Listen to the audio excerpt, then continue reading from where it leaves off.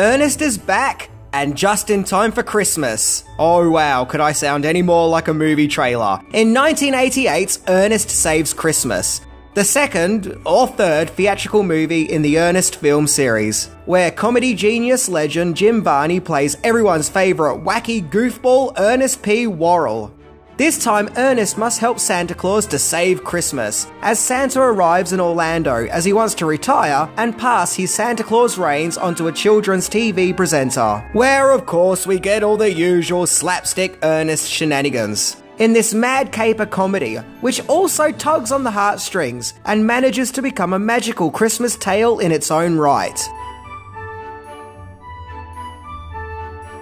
So today we're looking into the festive Ernest movie, Ernest Saves Christmas. But before we do that, a quick word from today's sponsor. Yes, today's episode is brought to you by Established Tiles. Not titles, tiles. Buying one of these tiles is also great for the environment, because when you buy one of these tiles, at the time you purchase it, then someone in the world is bound to be planting a tree somewhere, right? So why wait? Gift someone you know with a tile. And when you buy a tile from Established Tiles, you can legally change your name to Awesome McAwesomeface. Yeah.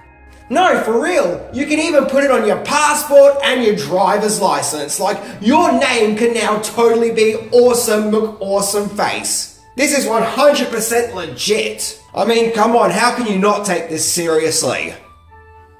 So with that, 10 things that you didn't know about Ernest Saves Christmas.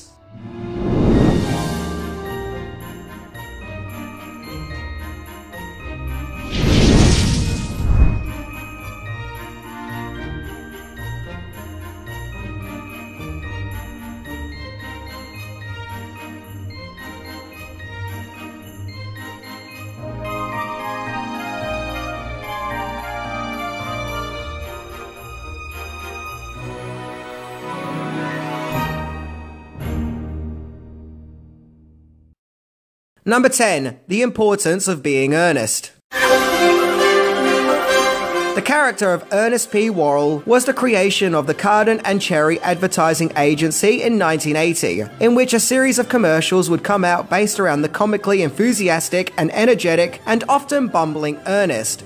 The part was played by actor-comedian Jim Varney, and they would often see him arrive at his long-suffering and faceless neighbour, Vern. The character proved so popular, Worrell added the Ernest character to his movie Dr. Otto and the Riddle of the Gloom Beam in 1985. Even though the movie was more of a Jim Varney movie as opposed to an Ernest one, where Varney plays a variety of characters including the villainous Dr. Otto, who the movie is named after, and the fact that the movie is quite darker than the subsequent Ernest movies, Dr. Otto and the Riddle of the Gloom Beam is considered the first Ernest movie, as it was, after all, the first movie to take Ernest out of the TV commercial realm and zap him onto the big screen. Jump to 1987 and Ernest got his first movie. Okay, the first movie to solely focus on Ernest, with Ernest Goes to Camp, and this time the ante was upped, as Ernest Goes to Camp was distributed by Disney-owned company Touchstone Pictures. Yep, Ernest and Disney, a match made in heaven. Sorry, Robin Williams. And the movie was a box office success, making over $23 million on a $3 million budget. So clearly Ernest was at the height of his powers. So the question is, what do you do for a next Ernest movie? Number 9. A filming first. So with Touchstone once again backing up the next Ernest picture, it was decided to make the next Ernest movie a Christmas movie. Yep, bringing everyone's favourite wacky character together with everyone's favourite time of the year. And with this, Ernest Saves Christmas was born. The film was directed by John R. Cherry, who was the co-creator of the Cardin and Cherry Advertising Agency who created the Ernest character. And he had also directed the previous 2 Ernest movies, and the rest that followed. The story was conceived and co-written by Ed Turner, who, according to IMDb, his only other writing credit is for a movie called Winner Takes All in 1987. I haven't seen it. Now, Ernest Saves Christmas may not seem like a pioneering movie that broke grounds, but it actually was, as it was the first movie to be mainly shot and produced around Orlando, Florida. In fact, some scenes were even filmed at the Disney MGM studios, like the scene where Ernest delivers a Christmas tree to Vern's house. In addition to that, when filming was taking place at the Disney MGM studios, construction of the studios hadn't even finished yet. Incidentally, according to the website Rediscover the 80s, the house that was used for Vern's house in that scene would be part of a backlot tour, until it was demolished in 2002. Number 8. The importance of being Santa. So another role in the film that was just as important as the part of Ernest was Santa Claus, the holly jolly man of the North Pole, who arrives in Orlando to find his replacement. This portrayal of Santa has received lots of praise over the years for its warm-hearted and sincere delivery. The part was played by English stage actor Douglas Sill, who also voiced Sultan in Aladdin and played the part of Plaza Hotel Man in Ghostbusters too. Yeah, okay. This rendition of Santa is quite unique, as we learn that his real name is Seth Applegate, and that the Santa Claus reins were once passed on to him, and he now has to pass on the reins to someone else, in order for them to take over from being Santa. Now this sounds familiar. Where have I heard this plot before? Wait, why does that get a dun? It's not that controversial. Yeah, this idea of a normal man becoming Santa, both spiritually and physically, would go on to be re-explored in fellow Disney movie, The Santa Claus. Only that was more of a body horror. In addition to that, the actor who played Marty Brock, the sleazy agent, was played by Robert Lesser. And Ernest Saves Christmas wasn't the only Christmas movie that he starred in 1988, as that year he also starred in Die Hard. He was the guy on the plane who was talking to John McClane about making fists with his toes. Number 7. Reindeer don't like filming in Florida. So of course, given how Ernest Saves Christmas is a Christmas movie involving Santa, it was inevitable that we were going to get scenes involving Santa's sleigh of reindeer. However, according to IMDb, in order to film scenes with reindeer, the production were unable to get Santa's real reindeers from the North Pole. Instead, reindeers were brought in from North Ontario, Canada. However, the hotter Orlando weather affected the reindeer, which caused their antlers to shed. And for anyone who doesn't know, when reindeer's antlers shed, they look like a gruesome, bloody mess. So rather than filming with horrific looking reindeer, the production had to try and find a way around this, like applying makeup and even putting prop antlers on them. But the reindeer didn't like this and became difficult. So rather than using reindeer with blood-stained antlers, it was decided to reschedule the reindeer scenes, and for those scenes to be filmed 2 months later in Nashville, Tennessee. Presumably at a time when it was much colder. Funny enough, when Jim Varney was asked why Ernest Saves Christmas was given a PG rating, he joked, "Unusual cruelty to reindeer." So the lesson is, don't film reindeer during a Florida summer, I guess. Number 6. Original script. So as I previously mentioned, the script for Ernest Saves Christmas is credited to Ed Turner, along with a B. Klein. However, IMDb tells another story. According to the website, which, by the way, can be edited by anyone, so keep that in mind, Ernest Saves Christmas was based on a script which originally wasn't an Ernest movie, but a script that had been kicking around Disney. It was the story of an elderly Santa Claus passing over the Santa mantra, and the original script was written by American filmmaker Tom Eberhardt, who would go on to write fellow Disney movie Honey, I Blew Up the Kid. He was asked to make rewrites, which he did over a 3-week period. However, when Eberhardt found out that the story would be converted into an Ernest movie, he gave up on the project and requested that his name be removed from the credits. Furthermore, another earlier version of the script would actually see Ernest becoming Santa Claus, but Disney were against this, as they thought it wouldn't be right to see a comical doofus character becoming Santa Claus, as they felt that it may affect the original legend of Santa. So rewrites were written, where instead Ernest helped Santa to find his successor. However, Disney would go on to make a movie with a comical lead who becomes Santa. Now, what was that movie again? Seriously, enough with the dun-dun-duns! Do I go over to your house and constantly go, dun-dun-dun? Number 5. The Music Files. So the score of Ernest Saves Christmas gets the job done. It sounds warm and gooey and brings out that Yuletide festive joy that you would expect to hear from a Christmas movie in the 1980s. So naturally, it's fun, colourful, and festive. Oh boy! I wonder what other scores the composer of Ernest Saves Christmas has also composed. I bet they're equally joyful and just melt the heart. Yeah, that's right, the composer of Ernest Saves Christmas was Mark Snow, who would go on to score the 90s hit horror science fiction series, The X-Files. Wow, that's quite a jump, going from Ernest and Christmas to aliens and conspiracy theories. Then again, he did also score some episodes of The Love Boat too. But it's just a jarring step going from Ernest to something as dark and as haunting as The X-Files. If anything, I guess it shows what a diverse composer he is. And yes, Ernest Saves Christmas is the only Ernest movie that he scored in the series. Okay, this is just getting weird. I'm done. Right, that's it, I've had enough. So long, untidy, unkept studio. See you later.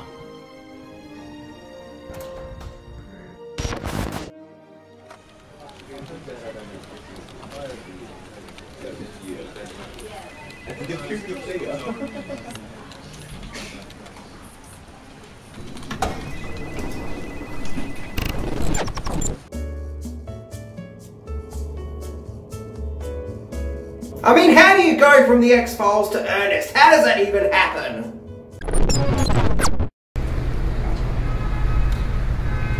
You know what? I'm being ridiculous. I should get this done. I should go back and finish it. I should do this for Ernest.